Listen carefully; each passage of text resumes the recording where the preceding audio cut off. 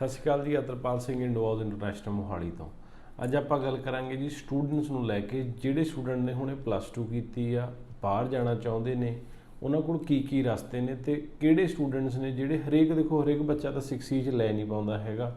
ਕਾਫੀ ਬੱਚੇ ਨੇ ਜਿਨ੍ਹਾਂ ਦੇ ਇੱਕ ਮੋਡਿਊਲ 'ਚ 5 5.5 ਰਹਿ ਜਾਂਦੇ ਨੇ, ਜਾਂ ਗੈਪ ਹੋ ਜਾਂਦਾ, ਜਾਂ ਪਰਸੈਂਟੇਜ ਘੱਟ ਰਹਿ ਜਾਂਦੀ ਆ, ਜਾਂ ਉਹਨਾਂ ਕੋਲ ਰਿਫਿਊਜ਼ਲ ਆ ਜਾਂਦਾ ਆ। ਤਾਂ ਉਹਨਾਂ ਲਈ ਕੀ ਆਪਸ਼ਨਾਂ ਨੇ ਤੇ ਕਿਹੜੀਆਂ ਚੀਜ਼ਾਂ ਤੋਂ ਉਹਨਾਂ ਨੂੰ ਬਚਣਾ ਚਾਹੀਦਾ। ਦੇਖੋ, ਇੱਕ ਐਕਚੁਅਲ ਪ੍ਰੋਸੈਸ ਹੈ ਕੈਨੇਡਾ ਦਾ, SDS ਤੇ ਨੋਨ SDS ਕੈਟਾਗਰੀ। ਉਹ ਕਹਿੰਦੇ ਨੇ ਕਿ ਜੀ ਤੁਹਾਡੇ ਕੋਲ 6 DLI ਕਾਲਜ 'ਚ ਐਡਮਿਸ਼ਨ, ਸਾਲ ਦੀ ਫੀਸ, GIC ਹੈਗਾ, ਤੁਸੀਂ ਅਪਲਾਈ ਕਰ ਦਿਓ, ਅਸੀਂ ਤੁਹਾਨੂੰ ਵੀਜ਼ਾ ਦੇਵਾਂਗੇ। ਇਹਨਾਂ 'ਚ ਕੋਈ ਵੀ ਚੀਜ਼ ਮਿਸਿੰਗ ਹੈ, ਤੁਹਾਡੀ ਐਪਲੀਕੇਸ਼ਨ ਆਟੋਮੈਟਿਕਲੀ ਨੋਨ SDS ਦੇ ਵਿੱਚ। ਨੋਨ SDS ਦੇ ਕੁਝ ਫਾਇਦੇ ਵੀ ਨੇ, ਕੁਝ ਨੁਕਸਾਨ ਵੀ ਨੇ। ਨੋਨ SDS ਦਾ ਫਾਇਦਾ ਇਹ ਹੈ ਕਿ ਜੇ ਤੁਹਾਡੇ ਇੱਕ ਮੋਡਿਊਲ 'ਚ 5.5 ਨੇ ਤਾਂ ਵੀ ਵੀਜ਼ਾ ਚੱਲ ਜਾਂਦਾ, 2 'ਚ ਵੀ 5.5 ਚੱਲ ਜਾਂਦੇ ਨੇ, ਬਟ ਉਹਦੇ 'ਚ ਵੀਜ਼ਾ ਘੱਟ ਹੀ ਆਉਂਦਾ ਆ। ਸੋ ਮੰਨ ਕੇ ਚੱਲੋ ਕਿ ਨੋਨ SDS ਜੇ ਤੁਹਾਡੇ ਕੋਲ ਇੱਕ 'ਚ 5.5 ਨੇ, ਜਾਂ ਤੁਹਾਡੇ ਕੋਲ IELTS ਨਹੀਂ ਕੀਤਾ ਹੋਇਆ, PT ਕੀਤਾ ਹੋਇਆ, TOEFL ਕੀਤਾ ਹੋਇਆ, ਜਾਂ ਤੁਹਾਡੇ ਕੋਲ IELTS GT ਕੀਤਾ ਹੋਇਆ, ਅਕੈਡਮਿਕ ਨਹੀਂ ਕੀਤਾ ਹੋਇਆ, ਇਹ ਸਾਰੀਆਂ ਚੀਜ਼ਾਂ ਨੋਨ SDS ਦੇ ਵਿੱਚ ਚੱਲ ਜਾਂਦੀਆਂ ਨੇ। ਸਾਲ ਦੀ ਫੀਸ ਭਰਨੀ ਨੋਨ SDS ਜ਼ਰੂਰੀ ਨਹੀਂ, ਬਟ SDS ਦੇ ਵਿੱਚ ਜ਼ਰੂਰੀ ਹੈ ਜੀ। GIC ਨੋਨ SDS ਦੇ ਵਿੱਚ ਜ਼ਰੂਰੀ ਨਹੀਂ ਹੈਗਾ, ਬਟ ਅਸੀਂ ਦੇਖਿਆ ਨਹੀਂ ਕਦੇ ਕੋਈ ਵੀ ਜੇ ਨੋਨ SDS 'ਚ ਕੋਈ ਐਪਲੀਕੇਸ਼ਨ ਗਈ ਹੈ ਅਤੇ ਉਹ GIC ਤੋਂ ਬਿਨਾਂ ਉਹਦਾ ਵੀਜ਼ਾ ਆ ਗਿਆ ਜੀ। ਫੰਡਸ ਉੱਥੇ ਐਡੀਸ਼ਨਲ ਜ਼ਰੂਰ ਰਿਕੁਆਇਰਡ ਹੁੰਦੇ ਨੇ। ਹਾਂ, ਉਹਦੇ 'ਚ ਸਕਸੈਸ ਰੇਟ ਘੱਟ ਆ as compare to SDS। SDS ਦੇ ਵਿੱਚ ਬੜਾ ਸੌਖਾ ਜਿਹਾ ਪ੍ਰੋਸੈਸ ਆ, ਵੀਜ਼ਾ ਬਹੁਤ ਜਲਦੀ ਮਿਲ ਜਾਂਦਾ ਜੀ। ਇਹ ਸੀਗੇ ਜੀ ਐਕਚੁਅਲ ਪ੍ਰੋਸੈਸ SDS ਤੇ ਨੋਨ SDS ਦੇ। ਹੁਣ ਤੀਜੀ ਚੀਜ਼, ਇੱਕ ਪ੍ਰੋਸੈਸ ਹੈ ਜਿਹੜਾ ਜਿਹਨੂੰ ਅਸੀਂ ਇਮੀਗ੍ਰੇਸ਼ਨ ਦੀ ਭਾਸ਼ਾ 'ਚ ਕਹਿ ਦਿੰਦੇ ਹਾਂ ਪ੍ਰਮੋਸ਼ਨਲ ਪ੍ਰੋਸੈਸ, ਕਿ ਜਿਹੜਾ ਪ੍ਰਮੋਸ਼ਨ ਚੱਲਦਾ ਆ ਉਹਦਾ ਕੀ ਪ੍ਰੋਸੈਸ ਹੈ। ਇਹ ਦੇਖੋ, ਸਿੰਪਲ ਚੀਜ਼ ਨੋਟ ਕਰੋ, ਤੁਸੀਂ ਸਾਰੇ 18+ ਹੀ ਹੈ ਬੱਚਾ ਜਿਹੜਾ ਕੈਨੇਡਾ ਜਾ ਰਿਹਾ ਆਲਮੋਸਟ, ਜਾਂ ਉਸ ਤੋਂ ਵੱਡੇ ਬੱਚੇ ਨੇ। ਤੁਸੀਂ ਇੱਕ ਚੀਜ਼ ਨੋਟ ਕਰੋ, ਜਦੋਂ ਤੁਹਾਡੇ ਨੇੜੇ ਇਲੈਕਸ਼ਨ ਆਉਂਦੀ ਆ, ਉਦੋਂ ਕੀ ਹੁੰਦਾ ਆ? ਉਦੋਂ ਪ੍ਰਮੋਸ਼ਨ ਸ਼ੁਰੂ ਹੁੰਦੀ ਆ ਪੋਲੀਟੀਕਲ ਪਾਰਟੀਆਂ ਦੀ। ਕੈਂਪੇਨ ਰਨ ਕਰਦੇ ਨੇ, ਉਹ ਇਨਫੋਰਮੇਸ਼ਨ ਨਾਲ ਬੰਬਾਰਡ ਕਰ ਦਿੰਦੇ ਨੇ ਲੋਕਾਂ ਨੂੰ, ਅਤੇ ਉਹ ਇੱਕ ਤਰ੍ਹਾਂ ਨਾਲ ਕੋਸ਼ਿਸ਼ ਕਰਦੇ ਨੇ ਵੀ ਲੋਕ ਇਸੇ ਤਰ੍ਹਾਂ ਨਾਲ ਸੋਚਣ। ਸੇਮ ਚੀਜ਼ ਇਮੀਗ੍ਰੇਸ਼ਨ ਇੰਡਸਟਰੀ ਦੇ ਵਿੱਚ ਹੁੰਦੀ ਹੈ ਜੀ। ਕੋਈ ਅਪਡੇਟ ਆਈ ਨਹੀਂ, ਸਾਰੇ ਇਮੀਗ੍ਰੇਸ਼ਨ ਵਾਲੇ ਲਾਈਵ ਬੈਠੇ ਨੇ ਵੀ ਜਿੱਦਾਂ ਦੁਨੀਆ ਨੂੰ ਤਾਂ ਪਤਾ ਹੀ ਨਹੀਂ ਲੱਗਦਾ ਹੈਗਾ, ਵੀ ਜੇ ਇਹਨਾਂ ਨੇ ਤਾਂ ਦੱਸੀ ਦੁਨੀਆ ਗਿਆਨ ਤੋਂ ਵਾਂਝੀ ਰਹਿ ਜੂਗੀ ਜੀ। ਉਸ ਤੋਂ ਬਾਅਦ ਚੀਜ਼ ਆ ਜਾਂਦੀ ਹੈ ਜੀ ਐਡਸ। ਪ੍ਰਮੋਸ਼ਨਾਂ ਇੰਨੀਆਂ ਅਟਰੈਕਟਿਵ ਬਣਾਈਆਂ ਜਾਂਦੀਆਂ, 2 ਲੱਖ 'ਚ ਕਨੇਡਾ, ਬਿਨਾਂ ਕਿਸੇ ਪੈਸੇ ਤੋਂ ਕਨੇਡਾ। ਵੀਜ਼ਾ ਰਿਫਿਊਜ਼ ਹੋ ਗਿਆ, 7 ਤੋਂ 25,000 ਰੁਪਇਆ ਲੈ ਜਾਓ ਜੀ, ਆਹ ਜੀ, ਉਹ ਜੀ, ਜੇ ਜੀ, ਵੋ ਜੀ। 2 ਲੱਖ 'ਚ ਕਿਹੜਾ ਕਨੇਡਾ ਭੇਜ ਦੂਗਾ? ਅੱਜ ਦੀ ਘੜੀ 'ਚ 1.5 ਲੱਖ ਰੁਪਏ ਦਾ ਟਿਕਟ ਹੋਈ ਪਈ ਹੈ, ਤਾਂ 2 ਲੱਖ ਰੁਪਏ ਤੁਹਾਨੂੰ ਕਿਹੜਾ ਭੇਜ ਦੂਗਾ ਕਨੇਡਾ? ਇਹ ਗੱਲ ਦਾ ਧਿਆਨ ਰੱਖਿਓ, ਕਿਉਂਕਿ ਜਦੋਂ ਤੁਸੀਂ ਉਹਨਾਂ ਦੇ ਦਫ਼ਤਰ ਜਾ ਕੇ ਕਹਿਣਾ, ਉਹਨਾਂ ਨੇ ਕਹਿਣਾ ਜੀ 2 ਲੱਖ ਤਾਂ ਸਾਡੀ ਫੀਸ ਹੈ, ਬਾਕੀ ਕਾਲਜ ਦੀਆਂ ਫੀਸਾਂ, GIC ਵਗੈਰਾ, ਮੈਸੀ ਫੀਸਾਂ ਤਾਂ ਸਾਰੀਆਂ ਅਲੱਗ ਤੋਂ ਨੇ। ਤਾਂ ਇਹ ਚੀਜ਼ਾਂ ਹੁੰਦੀਆਂ ਨੇ, ਇਹਨਾਂ 'ਚ ਅਸਲ ਜਾ ਕੇ ਇਹ ਨਿਕਲਦਾ ਆ। ਜੇ ਤੁਹਾਡਾ ਵੀਜ਼ਾ ਨਾ ਲੱਗਿਆ ਤਾਂ ਅਸੀਂ 25,000 ਰੁਪਏ ਤੁਹਾਨੂੰ ਦੇਵਾਂਗੇ ਜੀ। ਵੀਜ਼ਾ ਲਾਉਣ ਤੋਂ ਪਹਿਲਾਂ ਐਪਲੀਕੇਸ਼ਨ ਫੀਸ ਚਾਰਜ, ਜੇ ਤੁਹਾਡਾ ਲੱਖ ਰੁਪਇਆ ਹੋਇਆ ਤਾਂ ਤੁਹਾਨੂੰ 25 ਮੋੜ ਵੀ ਦਿੱਤਾ, ਤੁਹਾਡੀਆਂ ਜੁੱਤੀਆਂ ਤੁਹਾਡੇ ਸਿਰ ਹੋ ਗਿਆ। ਉਹ ਕਿੱਡੀ ਕੁ ਚੀਜ਼ ਆ। ਸੋ ਇਹ ਹੁੰਦੇ ਨੇ ਪ੍ਰਮੋਸ਼ਨਲ ਆਫਰ। ਇੱਕ ਇਮੀਗ੍ਰੇਸ਼ਨ ਪ੍ਰੋਡਕਟ ਲੈ ਕੇ ਆਉਂਦੀ ਹੈ। ਸਾਡੀ ਇਮੀਗ੍ਰੇਸ਼ਨ ਐਜ਼ ਕੰਪੇਅਰ ਟੂ ਜਿਹੜੀ ਇਮੀਗ੍ਰੇਸ਼ਨ ਇੰਡਸਟਰੀ ਦੇ ਵਿੱਚ ਵੱਡੇ ਇਮੀਗ੍ਰੇਸ਼ਨ ਕੰਸਲਟੈਂਟ ਬੈਠੇ ਨੇ, ਅਸੀਂ ਉਹਦੇ ਕੰਪੈਰੇਟਿਵਲੀ ਸਾਡੀ ਫਰਮ ਛੋਟੀ ਹੈ ਜੀ।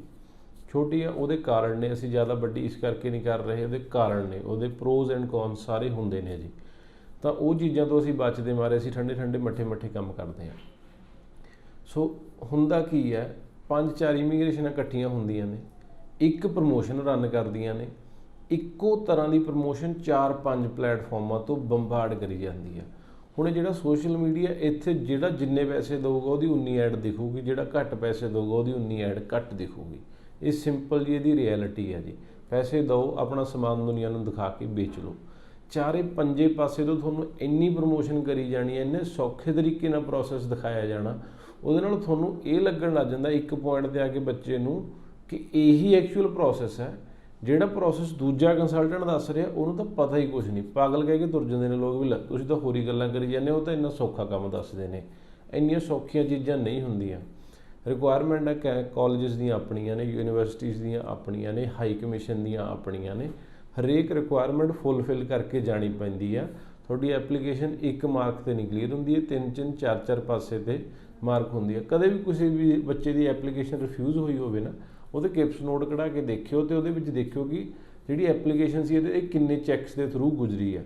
4 ਤੋਂ 5 ਕੇਸ ਅਫਸਰ ਨੇ ਜਿਹੜੇ ਇੱਕ ਐਪਲੀਕੇਸ਼ਨ ਅਸੈਸ ਕਰਦੇ ਨੇ।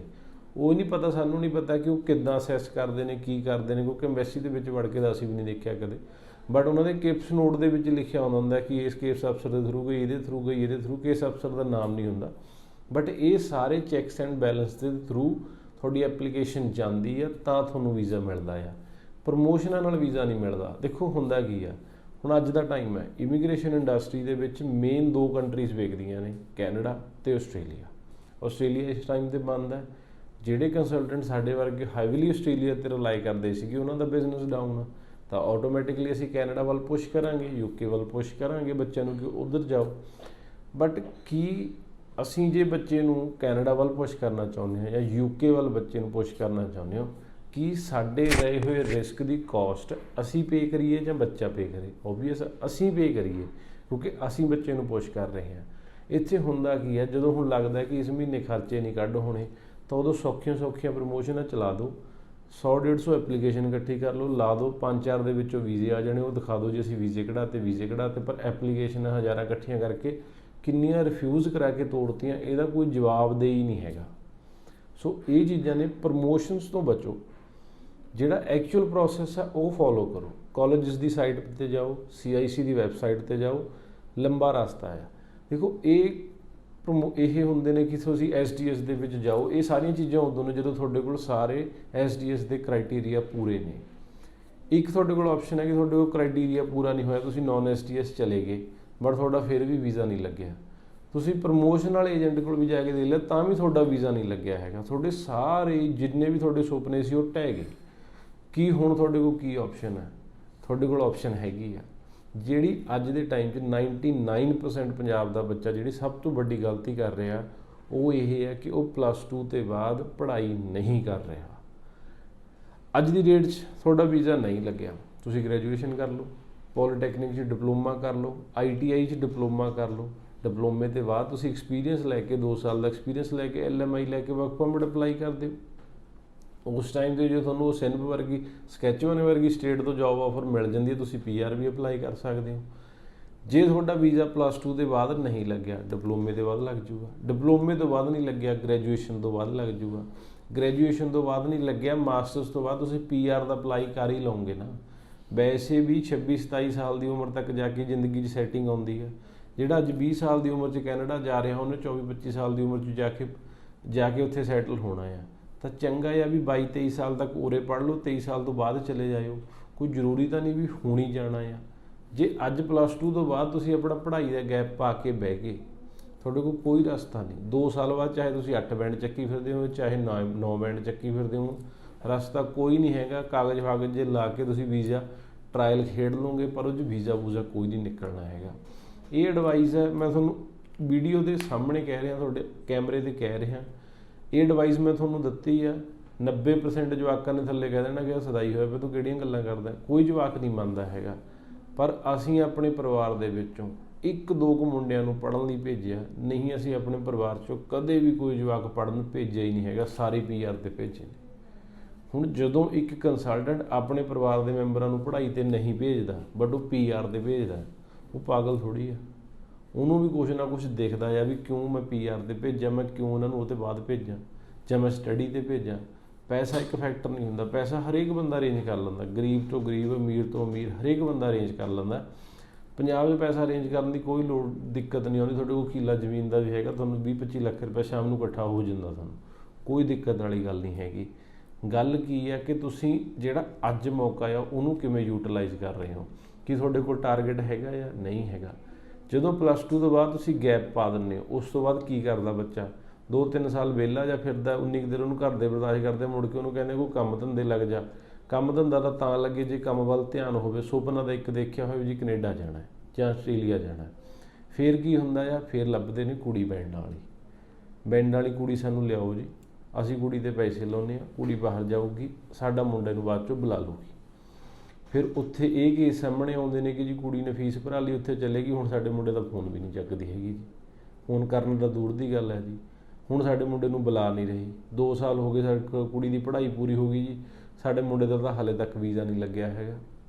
ਉਹ ਇਹੀ ਕਾਰਨ ਨੇ ਕਿ ਤੁਸੀਂ ਜਦੋਂ ਆਪਣੀ ਪੜ੍ਹਾਈ ਛੱਡ ਦਿੰਦੇ ਹੋ, ਨਾ ਤਾਂ ਤੁਸੀਂ ਸਪਾਊਸ ਵੀਜ਼ਾ ਲੈਣ ਦੇ ਕਾਬਿਲ ਰਹਿੰਦੇ ਹੋ, ਨਾ ਫਿਰ ਤੁਸੀਂ ਦੂਜੇ ਹੱਥਾਂ ਵੱਲ ਦੇਖਣ ਲੱਗ ਜਾਂਦੇ ਹੋ ਵੀ ਜੇ ਉਹ ਬੰਦਾ ਬੁਲਾਊਗਾ ਤਾਂ ਅਸੀਂ ਜਾਵਾਂਗੇ। ਤੁਹਾਡੀ ਆਪਣੀ ਸੈਲਫ ਰਿਸਪੈਕਟ ਖੋਂਦੀ ਆ ਉੱਥੇ ਜਾ ਕੇ। ਸੋ ਪੜ੍ਹਾਈ ਨਾ ਛੱਡਿਆ ਕਰੋ।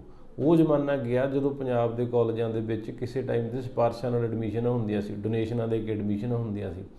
ਅੱਜ ਦੀ ਤਰੀਕ 'ਚ ਕਾਲਜ ਵਾਲੇ ਮਿੰਨਤਾਂ ਕਰਦੇ ਫਿਰਦੇ ਨੇ ਵੀ ਜੀ ਆ ਜਾਓ ਸਾਡੇ ਕੋਲ, ਦਾਖਲਾ ਕਰਾ ਲਓ ਜੀ। ਸੋ ਪੜ੍ਹਾਈਆਂ ਇੰਡੀਆ ਦੇ ਵਿੱਚ ਕੋਈ ਬਹੁਤ ਔਖੀਆਂ ਨਹੀਂ ਹੈਗੀਆਂ, ਸੌਖੀਆਂ ਪੜ੍ਹਾਈਆਂ ਨੇ, ਸਸਤੀਆਂ ਪੜ੍ਹਾਈਆਂ ਨੇ।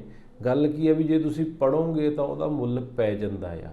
ਕੋਈ ਦਿੱਕਤ ਨਹੀਂ ਜੇ ਤੁਹਾਡੇ ਬੈਂਡ ਨਹੀਂ ਆਏ, ਫਿਰ ਕੀ ਹੋ ਗਿਆ? ਅੱਜ ਨਹੀਂ ਆਏ, ਅੱਜ ਤੁਹਾਡੇ 12ਵੀਂ ਦੇ ਵਿੱਚ ਨਹੀਂ ਆਏ, ਕੱਲ੍ਹ ਨੂੰ 2 ਸਾਲ ਦਾ ਡਿਪਲੋਮਾ ਕਰਕੇ ਤੁਹਾਡੀ ਇੰਗਲਿਸ਼ ਇੰਪਰੂਵ ਹੋਣੀ ਓ ਹੈ, 3 ਸਾਲ ਦੀ ਗ੍ਰੈਜੂਏਸ਼ਨ ਕਰਕੇ ਤੁਹਾਡੀ ਇੰਗਲਿਸ਼ ਇੰਪਰੂਵ ਹੋਣੀ ਓ ਹੈ ਨਾ। ਤਾਂ ਉਹ ਤੋਂ ਬਾਅਦ ਚਲੇ ਜਾਇਓ। ਕੋਈ ਐਡਾ ਪਹਾੜ ਤਾਂ ਨਹੀਂ ਗਿਰ ਲੱਗਿਆ 2-3 ਸਾਲ ਦੇ ਪਿੱਛੇ। ਕੈਨੇਡਾ ਨੇ ਮੁੜ ਕੇ ਤੁਹਾਨੂੰ ਬੰਦ ਤਾਂ ਨਹੀਂ ਕਰ ਦੇਣਾ ਹੈਗਾ। 5 ਲੱਖ ਬੰਦੇ ਦਾ ਟਾਰਗੇਟ ਉਹਨਾਂ ਦਾ। ਉਹਨਾਂ ਦੀ 23 ਤੋਂ 24% ਲੇਬਰ ਫੋਰਸ ਆਉਣ ਵਾਲੇ 4-5 ਸਾਲ ਦੇ ਵਿੱਚ ਰਿਟਾਇਰ ਹੋ ਰਹੀ ਆ। ਇਹ 5 ਲੱਖ ਦਾ ਟਾਰਗੇਟ ਉਹਨਾਂ ਨੇ ਦੁਬਾਰਾ ਰਿਵਾਈਜ਼ ਕਰਨਾ ਆ। ਆਸਟ੍ਰੇਲੀਆ ਦੁਨੀਆ ਦਾ ਪਹਿਲੀ ਇੱਦਾਂ ਦੀ ਕੰਟਰੀ ਹੈ ਜਿਹਦੀ World War I ਤੋਂ ਬਾਅਦ ਪੋਪੂਲੇਸ਼ਨ ਗਿਰੀ ਆ। ਤਾਂ ਆਸਟ੍ਰੇਲੀਆ ਨੇ ਵੀ ਆਉਣ ਵਾਲੇ ਟਾਈਮਾਂ ਦੇ ਵਿੱਚ PR ਲੀਨੀਅੰਟ ਕਰਨੀ ਆ। ਸੇਮ ਚੀਜ਼ ਨਿਊਜ਼ੀਲੈਂਡ ਦੇ ਨਾਲ ਹੋਣੀ ਆ ਜਾ ਕੇ। ਯੂਰਪੀਅਨ ਕੰਟਰੀਜ਼ ਨੇ ਤੁਹਾਡੇ ਲਈ ਮਾਈਗ੍ਰੇਸ਼ਨ ਖੋਲ੍ਹਣੀ ਹੈ ਕਿਉਂਕਿ ਉਹਨਾਂ ਦਾ ਉੱਥੇ ਦਾ ਨੈਚੁਰਲ ਜਿਹੜਾ ਮੈਚੋਰਿਟੀ ਆਪਣੇ ਫਰਟੀਲਿਟੀ ਰੇਟ ਉਹ ਗਿਰ ਰਿਹਾ ਹੈ। ਸੋ ਉਹਨਾਂ ਨੇ ਜਾ ਕੇ ਉੱਥੇ ਇਹ ਚੀਜ਼ਾਂ ਚੇਂਜ ਆਉਣੀਆਂ। ਫਿਊਚਰ ਦੇ ਵਿੱਚ ਇਮੀਗ੍ਰੇਸ਼ਨ ਸਟ੍ਰਿਕਟ ਨਹੀਂ ਹੋਣੀ, ਲੀਨੀਅੰਟ ਹੋਊਗੀ, ਬਟ ਹੋਊਗੀ ਸਿਰਫ ਉਹਨਾਂ ਲਈ ਜਿਨ੍ਹਾਂ ਕੋਲ ਕੋਈ ਸਕਿੱਲ ਹੋਊਗਾ। ਜਰਮਨ ਦੇ ਵਿੱਚ ਤੁਹਾਨੂੰ ਪਤਾ ਅੱਜ ਦੀ ਡੇਟ ਜਰਮਨ ਦੇ ਵਿੱਚ ਜੇ ਤੁਹਾਨੂੰ ਡੱਚ ਲੈਂਗੁਏਜ ਆਉਂਦੀ ਆ, ਉਹਨਾਂ ਦੀ ਡੌਇਚ ਲੈਂਗੁਏਜ ਜਿਹਨੂੰ ਆਪਾਂ ਕਹਿ ਦਿੰਦੇ ਹਾਂ, ਉੱਥੇ ਜੇ ਤੁਹਾਨੂੰ ਡੱਚ ਆਉਂਦੀ ਆ ਤੁਹਾਨੂੰ ਫ੍ਰੀ 'ਚ ਪੜ੍ਹਾਈ ਦਿੰਦੇ ਨੇ, ਉੱਥੇ ਅਕਮੋਡੇਸ਼ਨ ਫ੍ਰੀ 'ਚ ਦਿੰਦੇ ਨੇ, ਪਲੇਸਮੈਂਟਸ ਦਿੰਦੇ ਨੇ, ਪੇਡ ਪਲੇਸਮੈਂਟ ਤੁਹਾਨੂੰ ਪੇ ਕਰਦੇ ਨੇ। ਤੁਸੀਂ ਡਾਕਟਰ ਬਣਨਾ ਚਾਹੁੰਦੇ ਹੋ ਜਰਮਨੀ 'ਚ, ਤੁਹਾਨੂੰ ਡੱਚ ਲੈਂਗੁਏਜ ਆਉਂਦੀ ਆ, ਉੱਥੇ ਜਾ ਕੇ ਫ੍ਰੀ 'ਚ ਡਾਕਟਰ ਬਣ ਸਕਦੇ ਹੋ। ਜੋਬ ਦੇਣਾ ਵੀ ਉਹਨਾਂ ਦੀ ਜ਼ਿੰਮੇਵਾਰੀ ਹੈ। ਸੇਮ ਚੀਜ਼ ਰਸ਼ੀਆ ਦੇ ਰਿਹਾ। ਰਸ਼ੀਆ ਦੇ ਵਿੱਚ ਤੁਸੀਂ ਜਾ ਕੇ ਉਹਨਾਂ ਦੀ ਲੈਂਗੁਏਜ 'ਚ ਪੜ੍ਹੋ, ਤੁਹਾਨੂੰ ਫ੍ਰੀ ਪੜ੍ਹਾਈ ਕਰਾਉਂਦੇ ਨੇ। ਬਹੁਤ ਕੰਟਰੀਜ਼ ਨੇ ਦੁਨੀਆ ਦੇ ਵਿੱਚ ਜਿਹੜੀਆਂ ਤੁਹਾਡੀਆਂ ਆਪਸ਼ਨਸ ਖੋਲ੍ਹਦੀਆਂ ਨੇ। ਗੱਲ ਉਦੋਂ ਹੀ ਹੈ ਜਦੋਂ ਤੱਕ ਤੁਸੀਂ ਪੜ੍ਹਾਈ ਕੰਟੀਨਿਊ ਰੱਖਦੇ ਹੋ।